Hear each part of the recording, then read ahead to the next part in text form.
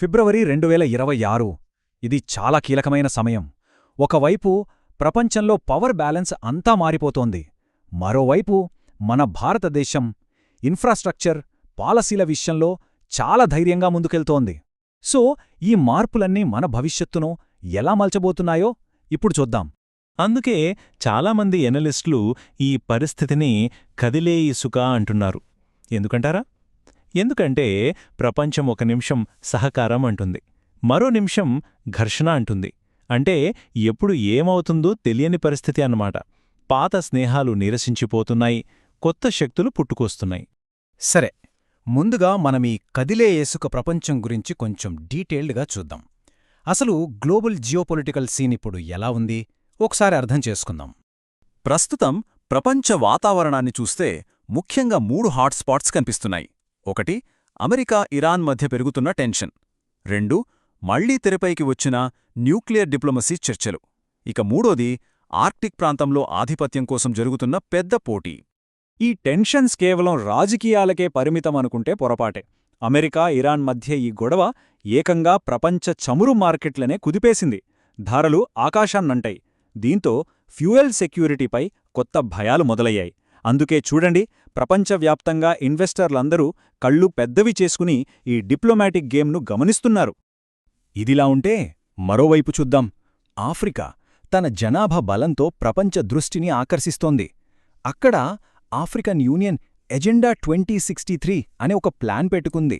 అందులో భాగంగా బాల్య వివాహాలను పూర్తిగా ఆపేయాలనే డిమాండ్స్ పెరుగుతున్నాయి. అంటే ఇక్కడ మనం గమనించాల్సిందేంటంటే సోషల్ రిఫార్మ్స్ని నేరుగా ఎకనామిక్ డెవలప్మెంట్తో ఎలా కలుపుతున్నారో చూడొచ్చు. సరే, ఇప్పటిదాకా మనం గ్లోబల్ సీన్ చూశాం కదా, కాస్త అనిశ్చితిగా ఉంది. ఇప్పుడు ఫోకస్ మన దేశం వైపు తిప్పుదాం. భారతదేశం ఒక క్లియర్ ప్లాన్తో, ఒక జాతీయ వ్యూహంతో ఎలా ముందుకెళ్తుందో చూద్దాం. ఏ దేశ భవిష్యత్తుకైనా ఇన్ఫ్రాస్ట్రక్చరే పునాది. దీన్ని గుర్తించే భారతదేశం ఇప్పుడు తన రైల్వే సిస్టమ్ని పూర్తిగా మార్చే పనిలో పడింది. ఎలాగంటే హైస్పీడ్ కారిడార్లు కడుతున్నారు, ముఖ్యమైన స్టేషన్లను కొత్తగా తీర్చిదిద్దుతున్నారు, ఇంకా ప్యాసింజర్ల సేఫ్టీ, కంఫర్ట్ను పెంచడం మీద స్పెషల్ ఫోకస్ పెట్టారు. ఇక ఎకానమీ విషయానికొస్తే 2026-27 యూనియన్ బడ్జెట్ ఒకే ఒక్క మంత్రాన్ని జపిస్తుంది: యువశక్తి. అంటే యూత్ పవర్తో గ్రోత్ సాధించడం అన్నమాట. దీనికోసం ప్రభుత్వం 3 ఏరియాల్లో భారీగా ఇన్వెస్ట్ చేస్తుంది. 1 capital expenditure, 2 manufacturing sector, 3 AI based innovation. అసలు టార్గెట్ ఏంటంటే ఫ్యూచర్ ఇండస్ట్రీస్కి ఇండియాను ఒక హబ్గా మార్చాలి. ఇప్పుడు సోషల్ జస్టిస్ వైపు వద్దాం. ఇక్కడొక ల్యాండ్మార్క్ జడ్జ్మెంట్ వచ్చింది. సుప్రీంకోర్ట్ ఆర్టికల్ 21 అంటే రైట్ టు లైఫ్ కింద మెన్స్ట్రువల్ హెల్త్ని కూడా ఒక ఫండమెంటల్ రైట్గా గుర్తించింది. ఇది జీవించే హక్కులో భాగమే అని స్పష్టం చేసింది. దీనివల్ల పబ్లిక్ వెల్ఫేర్, జెండర్ జస్టిస్ అనే వాటికి అర్థం ఇంకా విస్తృతమైంది. నిజంగా ఇదొక అద్భుతమైన ముందడుగు. ఇండియా లాంగ్ టర్మ్ విజన్లో సస్టైనబిలిటీ అనేది చాలా కీలకం. అందుకే దేశవ్యాప్తంగా చాలా రాష్ట్రాల్లో రెన్యూవబుల్ ఎనర్జీ ప్రాజెక్టులు శరవేగంగా పెరుగుతున్నాయి. క్లైమేట్ చేంజ్పై పోరాటంలో ఇండియా ఎంత సీరియస్గా ఉందో చెప్పడానికి ఇదే పెద్ద ఉదాహరణ. ఓకే, ఇప్పటివరకు మనం గ్లోబల్ స్టోరీస్, మన నేషనల్ స్టోరీస్ రెండింటినీ వేర్వేరుగా చూశాం. ఇప్పుడు ఈ రెండింటినీ కనెక్ట్ చేసి ఆ బిగ్ పిక్చర్ ఏంటో అర్థం చేసుకునే ప్రయత్నం చేద్దాం. ఇక్కడ మనకు 2 డిఫరెంట్ పిక్చర్స్ క్లియర్గా కనిపిస్తున్నాయి. ఒకవైపు ప్రపంచం మొత్తం ఎనర్జీ సెక్యూరిటీ, డిప్లొమాటిక్ టెన్షన్స్తో సతమతమవుతోంది.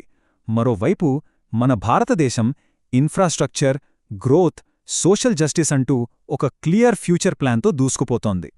సో మనం ఇక్కడ అర్థం చేసుకోవాల్సిన కీలకమైన విషయం ఒకటుంది. ఈ 2 కథలు కలిపి చూస్తే మనకు కనిపించేది ఒక అస్థిరమైన ప్రపంచం. ఇలాంటి టైంలో దేశాలేం చేయాలంటే ప్రస్తుతం ఉన్న సవాళ్లను ఎదుర్కొంటూనే భవిష్యత్తు కోసం జరగాల్సిన మార్పులను కూడా బ్యాలెన్స్ చేసుకోవాలి. ఇది చాలా ముఖ్యం. చూడండి, జియోపాలిటిక్స్ మనకొక విషయం పదే పదే గుర్తుచేస్తాయి. అదేంటంటే ఈ ప్రపంచ బ్యాలెన్స్ అనేది చాలా సున్నితమైనది. ఎప్పుడు ఎలా మారుతుందో చెప్పలేం. కాని భారతదేశం వేస్తున్న అడుగులు మాత్రం ఒక ధైర్యమైన విజన్, భవిష్యత్తుని ఎలా మార్చగలదో మన కళ్లకు కట్టినట్టు చూపిస్తున్నాయి.